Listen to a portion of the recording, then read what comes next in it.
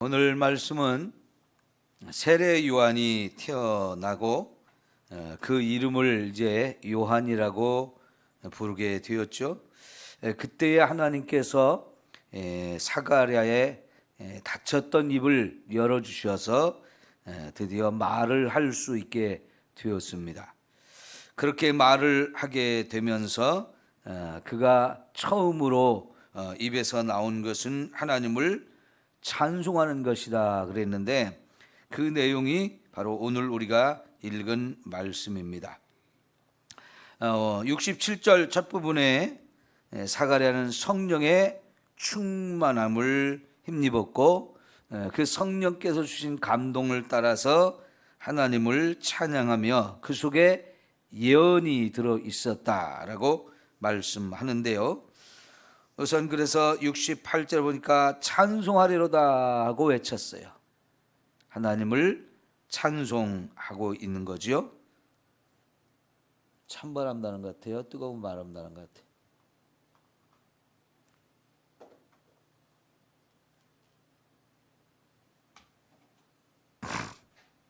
자, 여러분, 하나님을 찬양하는데 뭘 찬양합니까? 이스라엘의 하나님이여 그 백성을 돌보셨다고, 하나님이 자기 백성을 돌보신 것에 대해서 찬송하고, 또 속량하시며 우리를 위하여 구원의 뿔을 그 종 다윗의 집에 일으키셨다라고 찬송하고 있어요. 지금 사가랴는 아들을 낳아서 사실은 그게 기쁜 거잖아요. 그런데 그 아들을 낳아서 기쁜 것보다도 더 기쁜 것이 뭐냐면, 이 아들이 낳은 걸 통해서 하나님께서 메시아를 우리에게 보내주신다는 것을 더욱 확실하게 알기 때문에 그 하나님이 우리를 위해서 메시아를 보내주신 것에 대해서 감사하고 있는 거죠. 지금 이 아들은 여러분 76절, 77절을 보게 되면 전체가 이제 이 사가랴의 찬송 전체가 하나님이 우리를 구원하시는 메시아를 보내신 것에 대해서 감사하는 것이지만은 76절, 77절은 자기에게 아들을 주신 것을 감사하는 것이고, 그러면서도 이 아들이 왜 더 감사하냐? 그 메시아의 앞에 나가서 길을 만들고 사람들을 메시아를 소개해서 그 메시아에게 돌아올 수 있도록 하는 역할, 이 일을 우리 아들이 감당하게 된 것을 감사하고 있거든요. 그러니까 이 아들이 할 일들, 그거를 하나님이 가르쳐 주셨는데, 그걸 통해서 하나님은 이 사가랴에게 메시아를 보내준다는 걸 더 확실하게 해주셨던 거죠. 그래서 사가랴는 그게 더 감사한 거예요. 여러분, 내 아들을 주신 것도 감사하고 이 아들이 커서 할 일도 너무너무 귀한 일이기 때문에 그것도 감사하지만, 진짜 감사한 것은 하나님께서 우리를 구원하기 위한 메시아를 보내주신다는 것에 대해서 정말로 감사하고 있는 거죠. 68절에 속량이라는 단어와 또 69절에 구원의 뿔이라는 단어와 또 다윗의 집에 일으키셨다라고 하는 이런 것들이 다 메시아에 대한 것, 우리의 구원에 관한 이런 이야기죠. 그런데 이러한 일이 70절에 보니까 이것은 하면서 주께서 예로부터 거룩한 선지자의 입으로 말씀하신 바와 같이 그랬어요. 어느 날 갑자기 하나님이 메시아를 계획도 없이 보내주신 게 아니고, 하나님은 이 메시아를 보내주신다는 것을 이스라엘 백성들의 조상들 때부터 계속해서 가르쳐 주시고 약속했던 내용이잖아요. 근데 그 약속한 걸 하나님께서 이제 정말로 지켜주심으로 인해서 이제 약속을 따라 메시아가 오게 되었다는 거죠. 그러니까 이 약속을 받은 유대인들은 오랜 세월 그 메시아를 기다려왔어요. 너무나 간절하게. 그것도 하나님께서 이스라엘 백성들 가운데 최고의 왕이었던 다윗의 후손으로 이 메시아를 보내준다는 약속을 정확하게 해 주셨기 때문에 그렇게 구체적인 약속을 받은 이스라엘 백성들을 얼마나 기다렸습니까? 그런데 사가랴가 살고 있는 이 시대에 하나님이 그 약속을 성취해 주시니 이게 얼마나 감격스러운 이야기입니까? 그래서 지금 사람들이 함께 모여 있는 그런 가운데에서 여러분 지금 이 사가랴가 이 찬송을 부름으로 인해서 거기 있는 사람들에게까지 다 알리는 거예요. 이제 하나님이 메시아를 보내신다고. 우리 집에 태어난 이 아이가 메시아는 아니지만은 이 아이가 바로 메시아, 바로 앞에 가면서 길을 열고 사람들에게 메시아를 소개하면서 사람들이 이 메시아를 믿을 수 있도록 준비해 주는 역할, 이 얼마나 귀하고 또 아름다운 일입니까? 이런 역할은 아무나 할 수 있는 게 아니고요. 이 역할을 할 사람도 하나님이 이사야서나 또 말라기 선지자를 통해서 약속해 주셨어요. 특별히 말라기서에서는 엘리야의 심령과 능력을 가지고 와서 이 메시아를 소개하고 사람들에게 준비시키는 이 역할을 하는 사람이 있을 거라고 그랬는데 바로 엘리야를 말하는 세례 요한을 말한 거거든요. 그래서 그런 세례 요한을 통해서 이제 메시아가 온다는 것을 확실하게 알 수 있게 된 거지요. 특별히 여러분 72절과 73절을 보면 우리 조상을 긍휼히 여기시며 그 거룩한 언약을 기억하셨으니 곧 우리 조상 아브라함에게 하신 맹세라 그랬어요. 조상들에게 하나님께서 메시아를 보내주겠다고 약속한 것 중에 제일 중요한 약속이 이스라엘의 첫 번째 조상인 아브라함에게 하셨던 메시아에 대한 약속이에요. 이게 이제 메시아에 대한 약속 중에서도 제일 중요한 그런 약속인데 바로 그런 약속을 하나님이 기억하고 계시다가 이제 이루어 주셨다는 것을 감사하고 있는데, 그러니까 이 메시아를 보내는 걸 통해서 한편으로는 하나님이 약속을 지켜주시는 너무나 신실한 하나님이라 하는 것을 또 이들이 기억하는 것이고요. 또 그 메시아를 보내주셔서 모든 약속한 것을 이루실 수 있는 하나님, 이게 전능하신 하나님이죠. 그러면서 이 메시아는 아무나 될 수 있는 게 아니고 하나님이 약속한 대로 그 약속을 따라 오시는 분이 바로 메시아라고 하는 거지요. 그러니까 여러분 예를 들어서 예수님이 이 세상에 오기 전이나 오신 후나 세상에는 가짜 메시아가 많았어요. 내가 바로 하나님이 약속한 메시아다라고 하는 인간들이 세상에는 너무나 많았어요. 지금도 여전히 우리나라에도 그런 가짜 메시아라고 하는 인간들이 너무나 많은데, 여러분 메시아가 되려면 증거가 있어야 돼요. 하나님이 아담 때부터 계속해서 약속했던 그런 메시아에 대한 분명한 말씀들이 있잖아요. 그 말씀들을 다 성취할 수 있는 분이 진짜 메시아인데 여자의 후손으로 태어나야 되고요. 아브라함과 다윗의 후손으로 태어나야 되고요. 여러 가지 그런 증거들이 있어야 돼요. 베들레헴에서 태어나야 되고요. 그런 여러 가지 이 조건을 완벽하게 충족할 수 있는 그런 분이어야 되는데 예수님 말고는 그런 사람이 없단 말이죠. 문선명이도 가짜고요. 이만희도 가짜고요. 박태선이도 가짜고 장길자도 다 가짜고 다 엉터리들이거든요. 그런데 여러분 그런 가짜들을 진짜 메시아인 줄 알고 따라가는 사람들이 지금 얼마나 많습니까? 한 달도 채 안 됐는데요. 몇 주 전에 신천지에 들어가서 거기서 공부시키는 걸 잘 배우고 시험을 봐서 합격했다고 수료식을 10만 명이 대구에 또 모여서 했어요. 처음에 코로나가 막 발생할 때에 신천지들 때문에 대구에 막 굉장히 확산이 됐고 대구가 봉쇄가 되고 얼마나 대구 사람들이 고통을 많이 겪었어요.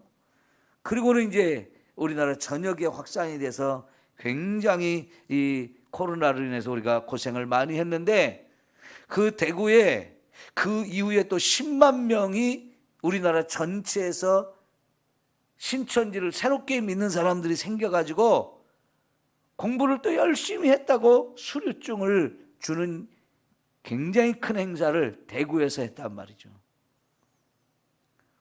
이만희가 누군지도 모르던 사람들이 혹은 이만희가 잘못된 이단이라고 하는 걸 자꾸 가르쳐 주는데도 불구하고 그런 거 귀담아 듣지 않고 있다가 속아 넘어가고 그래서 그 거짓 그리스도를 진짜 그리스도인 줄 알고 따라가는 인간들이 지금도 세상에 여전히 많아요.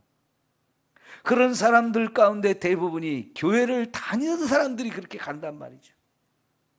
이게 얼마나 어리석고 미련하고 또 안타까운 일입니까?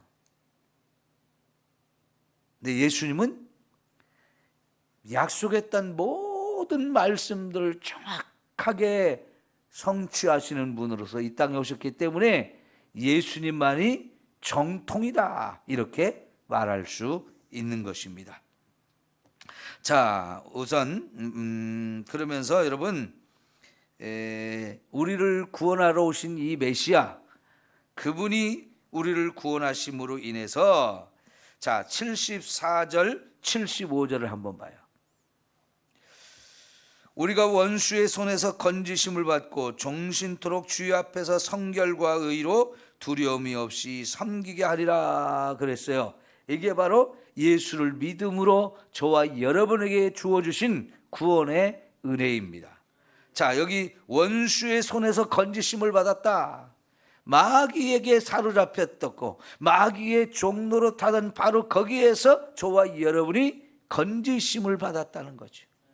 마치 이스라엘 백성들이 과거에 애굽에서 종살이 하다가 거기서 구원을 받은 것처럼 바벨론에 또 끌려가서 종살을 하다가 거기서 구원을 받은 것처럼 우리를 사로잡고 죽음의 길, 멸망의 길, 지옥의 길로 끌고 가는 이런 원수에게서 저와 여러분을 건져주셨다는 거죠.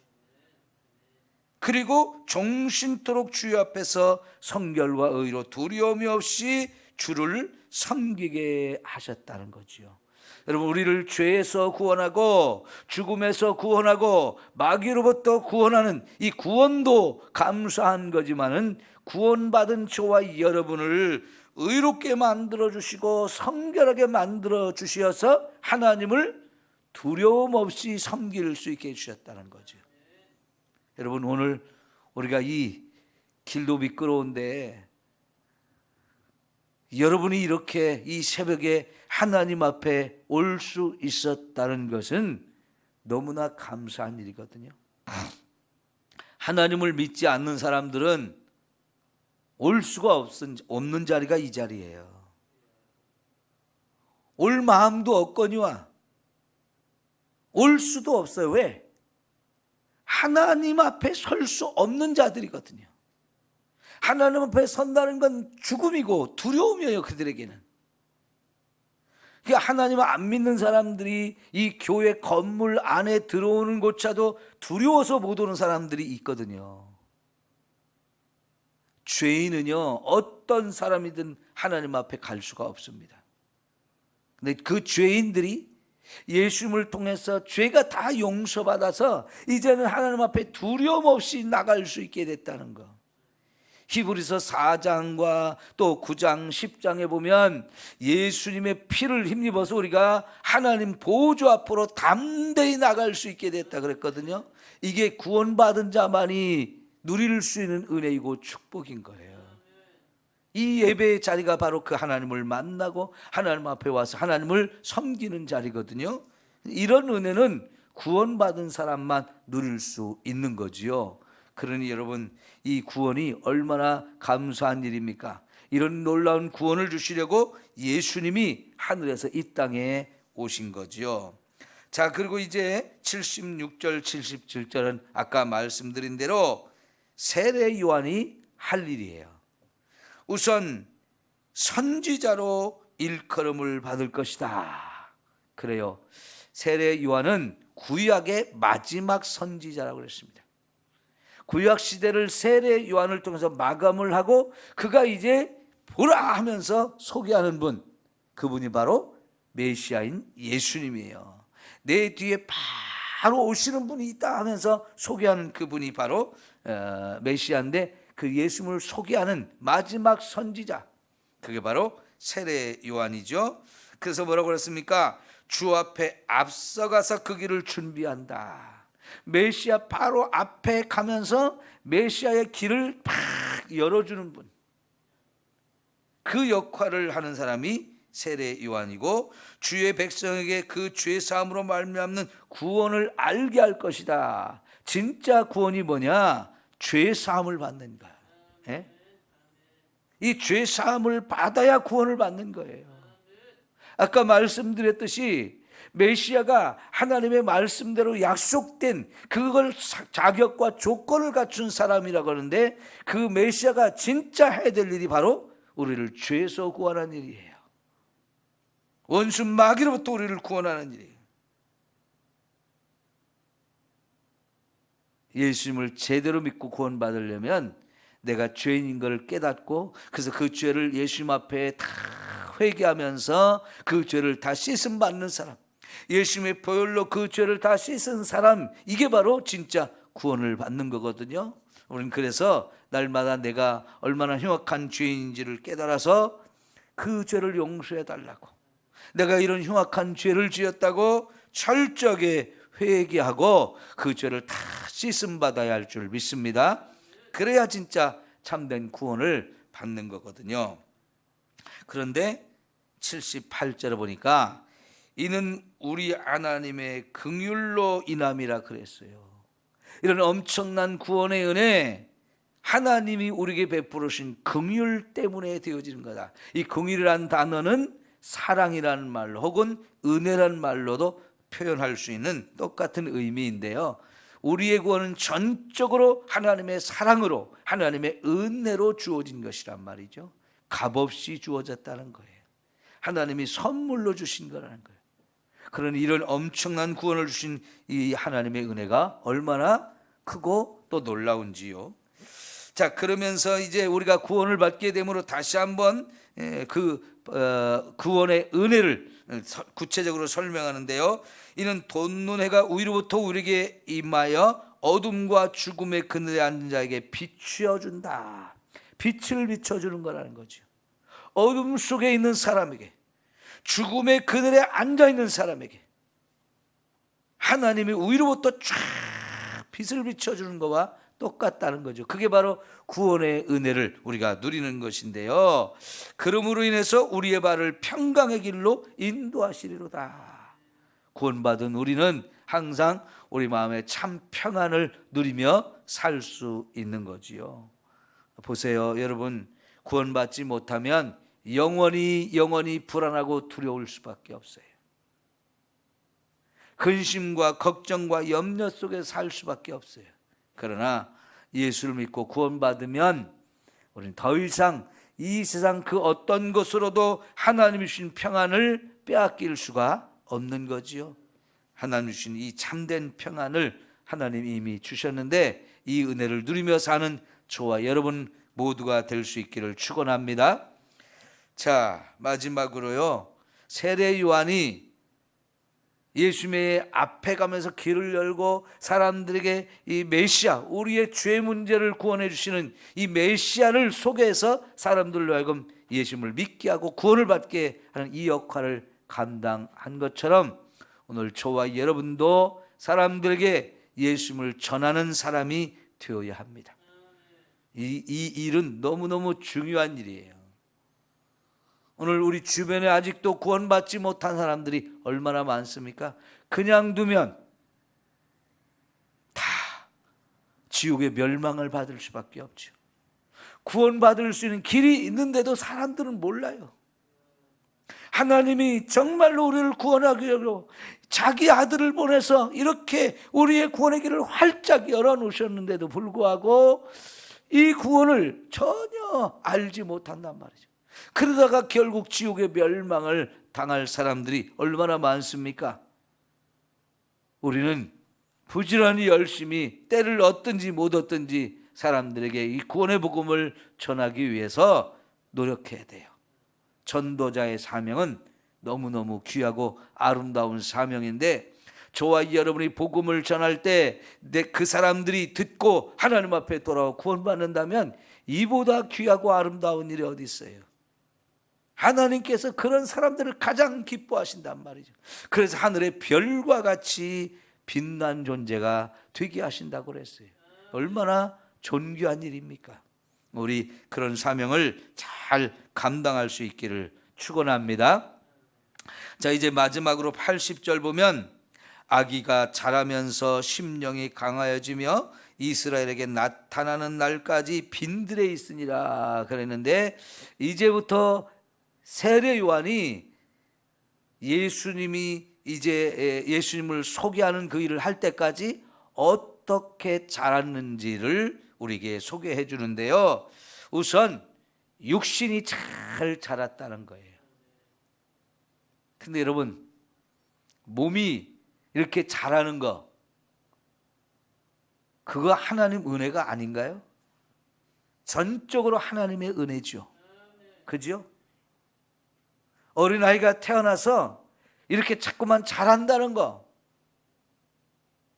그거 우리가 할 수 있는 일이 아니에요. 하나님의 은혜로 우리가 자라는 거죠. 모든 사람이. 거기에다 하나님이 또 심령이 강해지게 했다는 거예요. 하나님이 어려서부터 세례 요한을 성령으로 충만하게 하시고 그 은혜를 계속 유지하며 계속 그 은혜 속에서 살게 했다는 것은 성령님이 그 마음에 오셔서 그의 영을 강하게 붙들어 주시고 계속해서 그의 앞뒤를 인도해 주셨다는 거지요.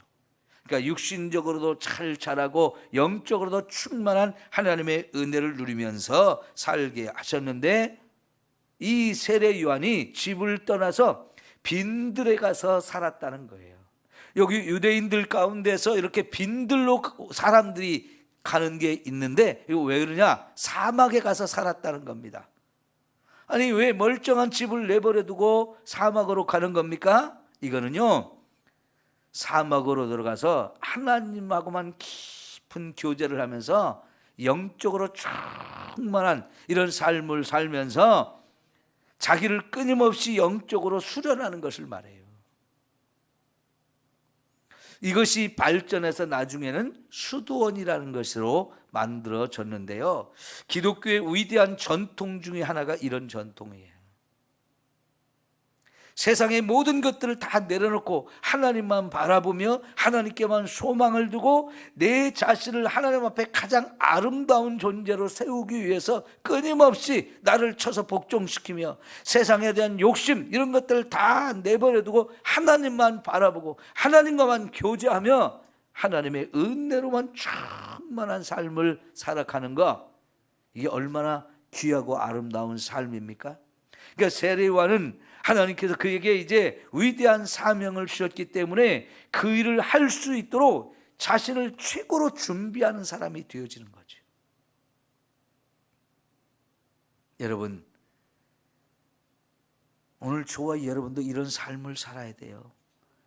비록 우리가 세상 한복판에서 살고 있지만 세상에 대한 욕심들을 다 내려놓고요, 세상으로 자꾸만 향하는 우리의 마음들을 내려놓고 오직 하나님만 바라보고 하나님으로만 충만해지고 하나님 한 분이면 됩니다, 이런 마음을 가지고 내 영혼을 하나님으로 충만하게 채울 수 있는 사람, 이런 은혜를 누리면서 우리가 살아야 되거든요. 여러분, 하나님이 아닌 거짓 신을 섬기는 불교 사람들, 스님들 봐봐요. 평생을 세상을 떠나서 깊은 산속 혹은 거기에서도 더 깊은 암자, 동굴 속에 들어가서 평생 돌을 깨우치겠다고 하는 게 이게 얼마나 엄청난 고행입니까?